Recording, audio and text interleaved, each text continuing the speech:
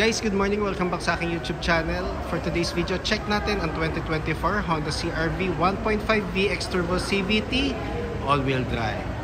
So, ang color nga pala na naka-display niya sa screen is yung Canyon River Blue Metallic. So, newest color siya ni Honda. Then, ito yung middle variant ng CR-V lineup natin. So, tour ko na kayo ngayon, guys. So, sa all-new CR-V natin. So, naka-LED headlights na siya with daytime running lights. Then, yung ano niya, turning lights niya, sequential na. Then, LED fog lamps. Glossy black front grille. Ito naman, it's more on diamond portion na ano, matte black. So, dito sa front portion, kung mapapansin nyo, it's more on pang nasa, ano siya, aggressive look na, not compared sa mga unang labas sa CR-V. Kasi kung mapapansin nyo sa side, ayan o yung edges, ganito oh, grabe, pag nakita nyo siya ng personal, napakaganda. Then engine bay niya mas malaki compare sa ano, sa previous model. So ang kanyang makina pala is 1.5 turbo CVT or 7-speed automatic, 188 horsepower, then 240 Newton meters of torque. Then all-wheel drive siya, guys. Then torque ko naman niya sa side.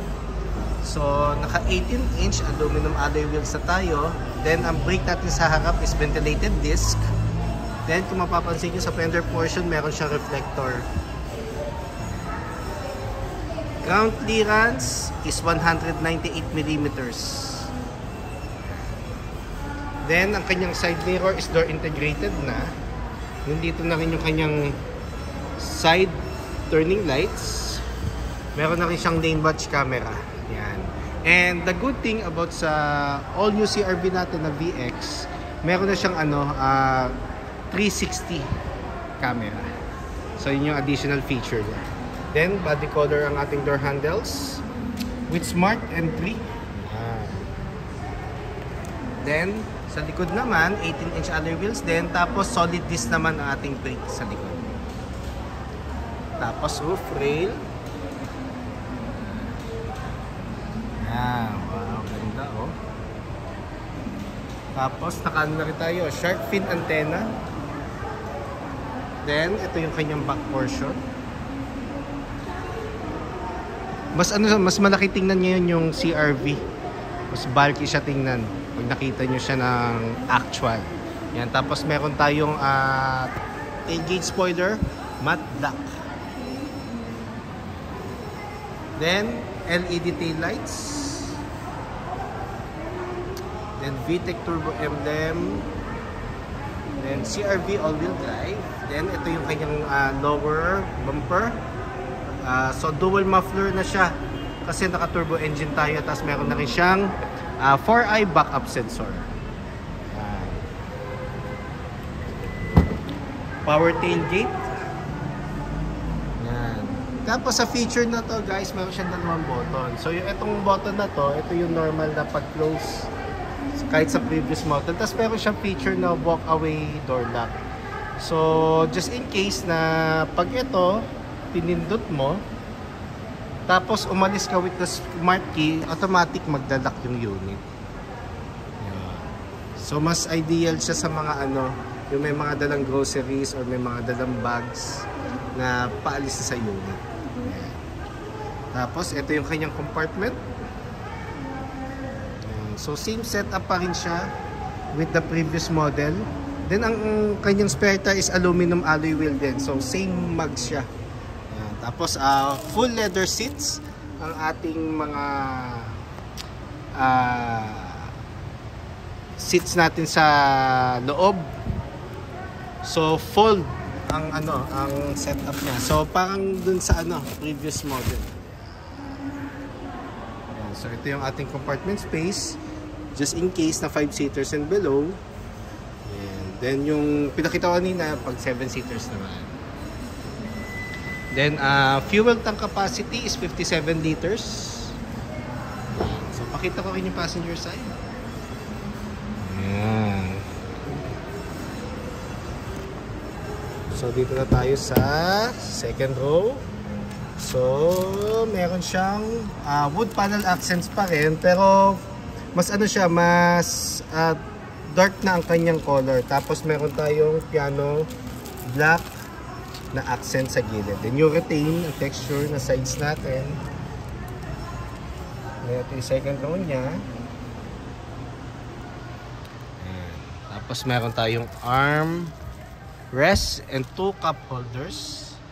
Then light gray ang ating seating.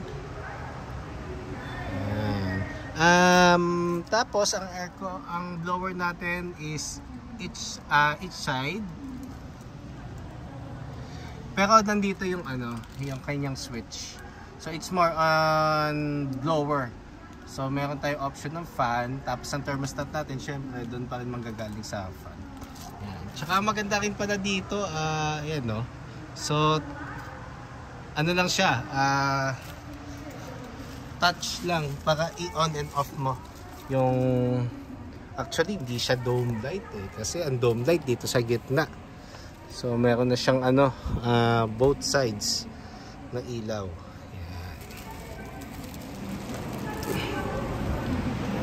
Tsaka na rin pala to guys, equipped na rin siya ng Honda Sensing. So yun yung additional safety feature ni Honda. So almost of our units sa model lineup naka Honda Sensing na. Ayun. Tapos, front seats natin. Yan. So, ano na siya? 8-way memory power seats na. Yan. Even sa passenger side.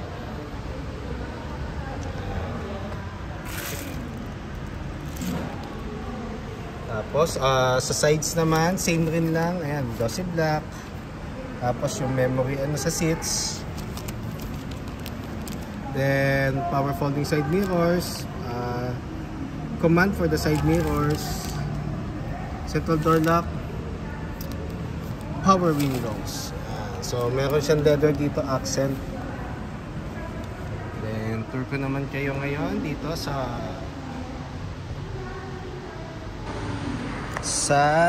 front.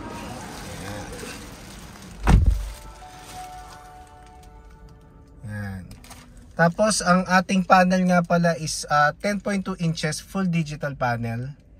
Yan. Steering wheel, leatherette na ang cover ng steering wheel natin. Then, audio control. Yan. Tapos, for the Honda Sensing buttons. Then, ang aircon vent niya is same sa Civic. Naka-honeycomb, siya, pattern. Yan.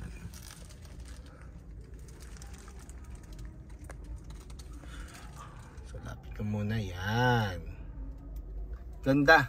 Then naka-mount ang ating touchscreen audio unit with Apple CarPlay and Android Auto ready. Then aircon buttons natin. Ayan. Then meron tayong 2 USB port for the mirroring and charging. Then power outlet. So meron na rin tayong wireless charger port.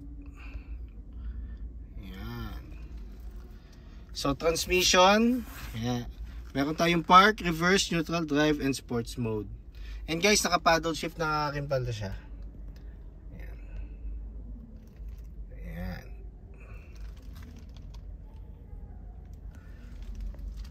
Push start button. Tapos sa natin, may icon button na siya. Hill descent control. So meron na rin siya. So CRV and HRV palang may mga hill descent control features. Electronic park brake, brake hold. 2 cup holders. Then armrest na napakalaki. Grabe. Then leather na siya. So console box.